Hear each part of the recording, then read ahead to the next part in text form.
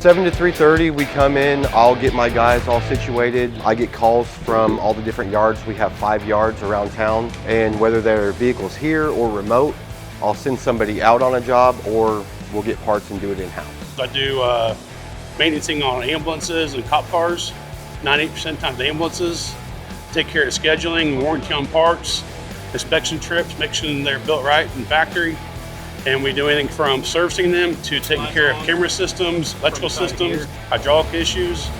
We drain the oil and the filter, and we inspect for leaks around here and make sure the exhaust system is in good condition. We have 830 vehicles in the fleet, everything from lawnmowers to D7 dozers. We have 13 mechanics and 2 admin staff. During the normal year, we're really not on call unless there's an emergency. There has been times in the past during like tornado cleanup, but our main on-calls during snow, we run 24 hours a day. All 3 of us that work on the ambulances, we rotate on being on call. So we have a certain amount of spares that we go into on the weekend. Once we get down to 2 ambulances, we have to come in and bring that spare status back up. Paramedics that are out on the field, you know, when they step on the brake pedal, they want it to work. When they turn the steering wheel, they want it to turn. So it's always a challenge. I have a really good boss, and I have a really good team around me. We have something different every day.